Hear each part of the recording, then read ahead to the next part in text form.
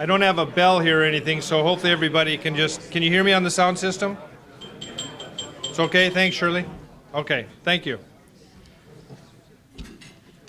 Well, the first thing I want to do is, again, thank you for your participation this morning and your attendance today, but we need to acknowledge the staff and the people that prepared and served this meal for us with an applause, if we would, please.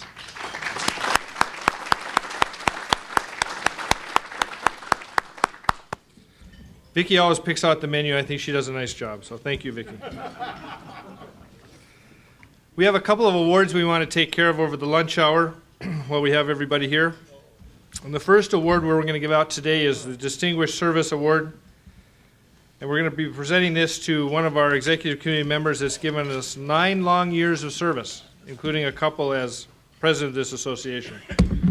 And I'm going to read the plaque here, and I'm going to ask him to come up, as well as our current president, Dan Brosz, to give the award.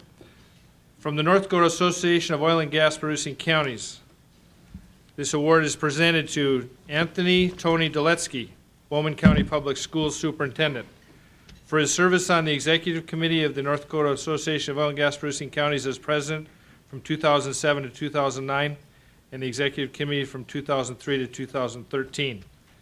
This is an appreciation for your contribution and dedication to the goals and successes of the association over your tenure.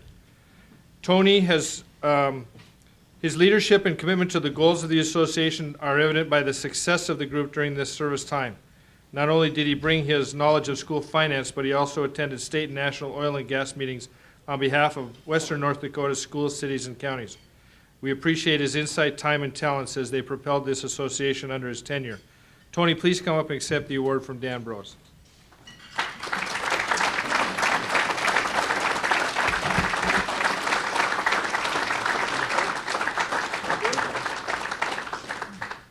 I want to take a picture. Yep.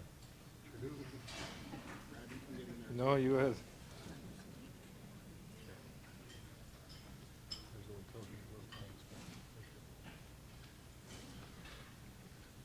Brad, here's $50 for that nice introduction. I really appreciate that. I'd even give you 100 if you'd have kept talking. Now, many of you that know me, you know I'm a man of very limited words, and so my presentation here is going to be very brief. And someone told me long ago, the best speech ever is the shortest speech. So I'm here to tell you, you're going to hear the best speech ever. Thank you very much.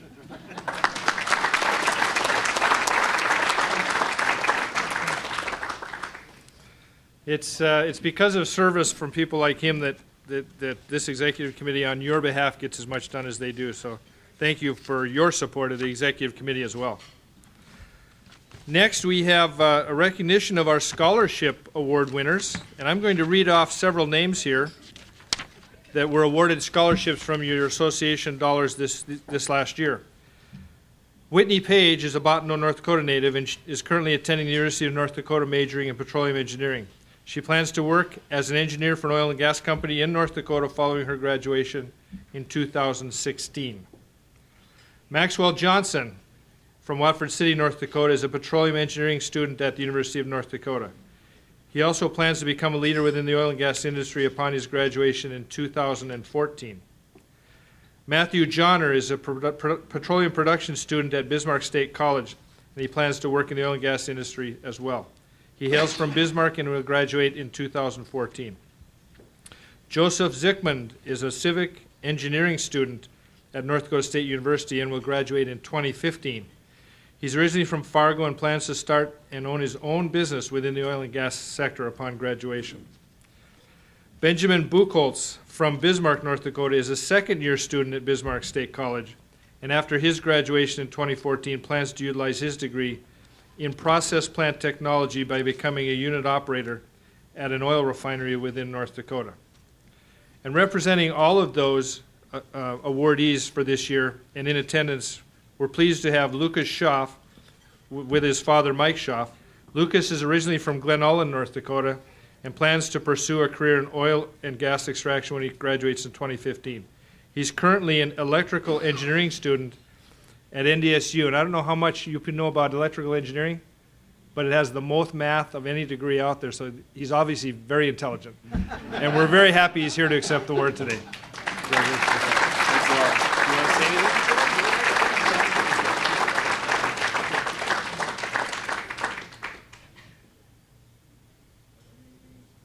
Checks in the mail. We'll let him say a few words.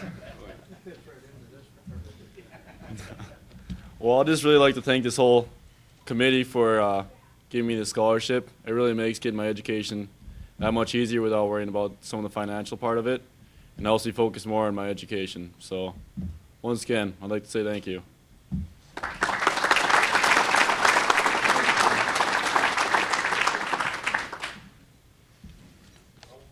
And Mike, thank you for attending as well. I'm sure you're very proud.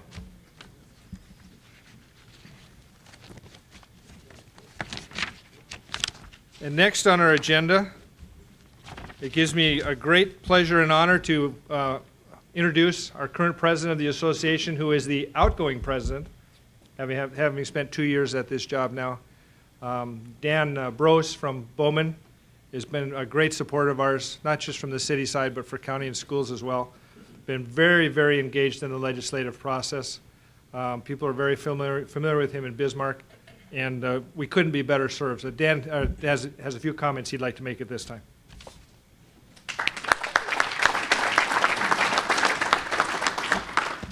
Thank you, Brad. My wife said to keep it short because they've been listening for 2 years already and they're tired of it, so I'll try to do that. I guess the biggest thing we would have would be the legislative session that we just finished, that we prepared for and finished, and I know we've been several months down the road, but it seems like we were just there last week and testifying and doing whatever and making phone calls. So we did get some changes made, some good, some bad. You know, some of the better things, we raised the bottom end from the first $2 million in taxes to $5 million, which helps every county out, every political subdivision out. We did also get the cap raised from, it wasn't a cap, but the percentage that goes to the counties from 10% to 25%, which is a good thing. The other thing that happened is we got the hub cities out of the little counties, out of the counties. The hub cities are funded mostly by themselves. We got a couple other issues to work out yet, but at least they're out of there, and that helps to raise the Tiogas, South Hart, those types of communities who from a population standpoint got very little funding. So I think that was a good thing. And then we do have some monies that goes directly to the townships now instead of the old infrastructure fund. So I think that's a good thing. Still a couple things to work out on that one. We're not excited about a couple things in the bill, and that is mostly is the schools really got hurt. I know we worked hard. It was a tough thing to do because any funding we did in our association, all we ever got told was it's in the education bill. Go to the education bill. It's in the education bill. Well, that's really hard to sell our problem in the education bill because they were absolutely committed that they have the answer for everybody in this new education formula. And I'm assuming everybody that's done their school budgets are happy now because that was supposed to fix everything. So I'm assuming it did. So, but it did really hurt some of our counties. You know, we have some counties who got some school districts, I should say. If you produced enough oil, you got a little more money. If you didn't produce enough oil, but you're in the wrong category, you really got hammered. You know, we have 4, 5, 6 counties that are that, school districts in some counties that are that way. And then we have some, you know, there's just not enough money. The other thing I think they did is that we used to be able to, you were imputed if your property, it's a complicated thing, but you were imputed if your property values were of such, and if you didn't have low property values per student, the imputation didn't make as much difference. Now you get whatever dollar you get for oil and gas, you only get 75%, 75 cents on the dollar deducted from the pupil payment. So, you know, you gain 25%, but I'm going to bet at the end of the day, all our school districts in the West are going to hurt, aren't going to see the advantage of it. So that's a problem. The other thing we really don't like is taking money from one county and giving it to another, one entity to giving it to another. You know, we got money that's taken out of some of the counties, given into the hub cities. They didn't ask for it. That wasn't there. They asked for funding. Everybody knows they need funding, but there's got to be a better way to fund that, not to take it from one county to the other. The same thing happens in the townships. We got some places where we take some money from one county and give it to another county, the township money in a different county. That's just, that shouldn't happen, and we gotta have to work with the legislative people to get that away. We work very hard to keep everybody together and to keep everybody in one form, in one unison. You know, it works out. It's just amazing to watch the county commissioners. They've done it twice now, take that funding they get from the transportation department, sit down in a room, everybody goes through their projects, they say, yeah, it's a good project, no, it's not a good project, and when they get all done, they divvy up the money, and, you know, whatever that's there is there, and that's a very good thing, and I think it scares the padiddle out of the people in the legislature, because I don't think they think that's something that we can do out here. But we can, and we can do it, and we can do it with a lot of things, so anyway, that's where it was at. The other thing is that we were hoping for even more funding in the formula. Our biggest problem, and I thought we tried to do a message, was we need it in a formula so we can plan. And the legislature loves to give it out in grants. And so, yeah, we got a big impact fund, and so they said that's going to be our cure. But the problem is we still can't plan. I'm guessing that I would bet everybody in here today has either spent or going to be spending the impact money that they're going to get and the highway money we're going to get. I'll bet that's all in the 2014 budget, and they don't have a clue what they're going to do in 15. Or have spent it in 13 already, have already spent it, and just on the come. So it's just a real problem. We just don't have any idea how to get that. And the other thing is just the funding, you know, and I know that's a lot of money, but the impacts are just huge. And I don't, you know, sometimes we do studies, and I know we do it, and even, you know, they don't even listen to some. You know, the Upper Great Plains updated a study that we had started the session before that we used for some road funding. The thing come along and said, in the west oil counties, you need $521 million a year. We got funded at tune of 160. Just not even close. They didn't give us half of it or whatever. I mean, you know, there's that kind of needs. And hopefully, like Senator Wardner said today, we got some facts. We thought we had some pretty good information before. We should have some facts that we can come with again and do that. The other part of the funding is, you know, they said, well, it's $240 million in impact. And that's a good thing. $60 million was earmarked for airports, which is a good thing. You know, as we go through this process, it just seems like, well, it's a road's a problem, and then pretty soon housing's a problem. Now schools are a problem, and, you know, and we got social services, and we got airports, and there's just so many things that just pop up all the time that we have to continue to fund. So the $60 million for the schools is very good. The $10 million for the Attorney General's office for the drugs and the sheriff part was good. But a lot of it's earmarked, and I think, you know, other than the fact that they took the hub cities out of the impact fund, when we get all done, you know, Lance Gaby's going to he's got about $135 million to give out again, which was last time. So it isn't, just, we had some of the people that were making those, and then certainly wasn't the gentleman that's sitting in here that talked to us this morning, but some of the other people that we've struggled with over there, you know, acted like we were getting millions and billions and millions of dollars extra. And when you really peel all the stuff away, it isn't as much as you thought it was. So, you know, it's more money, but it's not as much as we think it is. So, you know, or as much as they'd like to say, tell us it is anyway. So, what's that?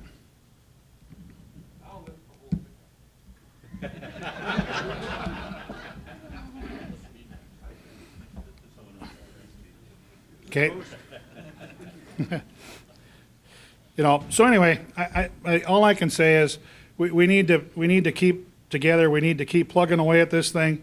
I can tell you there was a lot of us that about the 10th or 15th, or you talked to us in May or early June, we were all disgusted and ready to go home. We've all had a little bit of time to think about it, I hope, and that we're going to need to go back, because we can't quit. We're going to have to stick together. We're going to have to keep pounding on them and go from there. So,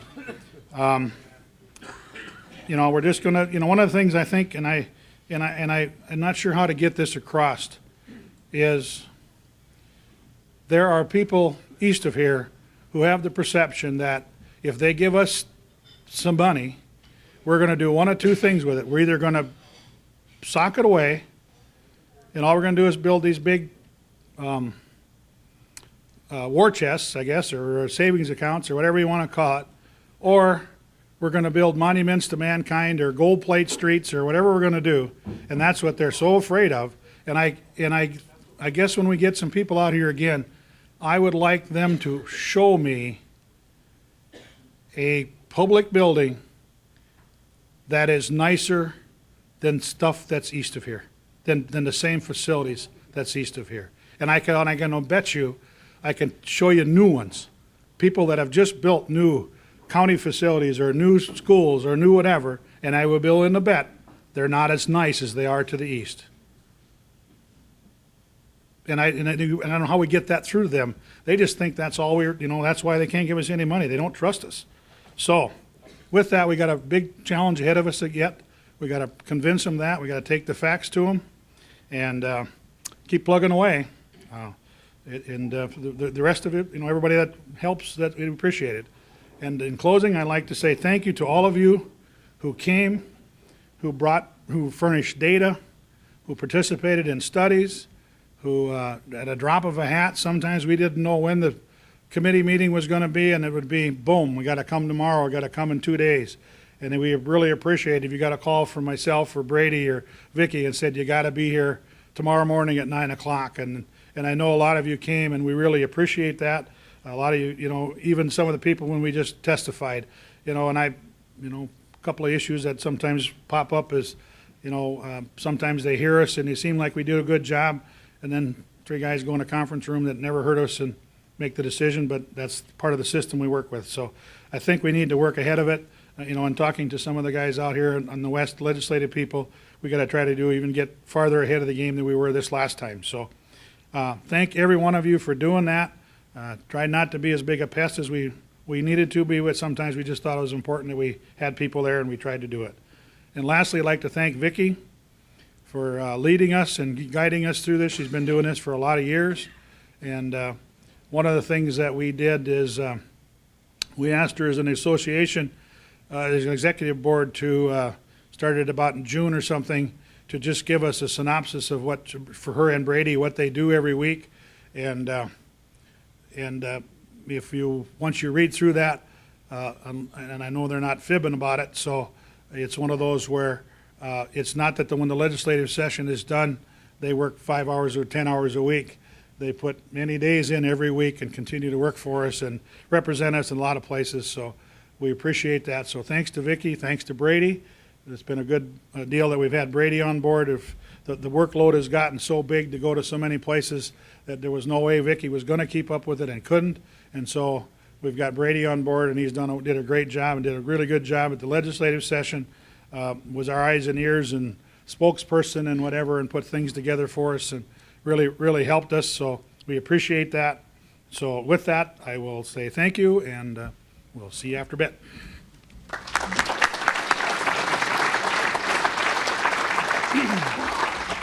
Thanks, Dan. I can equate to you about the gold-plated streets and the monuments. In Williston, we're still working out of a city hall that was built almost 100 years ago, because I can't afford to replace it yet. And we got to work on that too at some point, especially when our employees have gone from 95 years ago to 240 this year. So I've got employees all over the town in rented spaces just trying to make that work right now. So hopefully we get that done at some point. The other thing I wanted to do is 2 more things. One, I want to just really thank the executive board. If you get a chance to see them and talk to them one-on-one, please do that. Because when I was on the board many years ago, we would meet maybe 3, sometimes 4 times a year, maybe a little more often during the session. These executive board members now are meeting in formal session 10 to 12 times a year, at least once a month.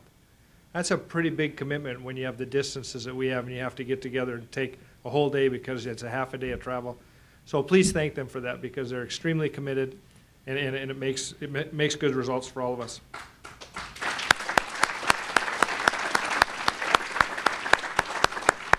And the second thing is I'm going to take some administrative license here, and I'm going to move our scheduling up to 1:45 instead of 1 o'clock. We're going to try to be a little bit ahead of the game and maybe get everybody out here not just on time, but maybe a little bit early, because it's a long day, I know that.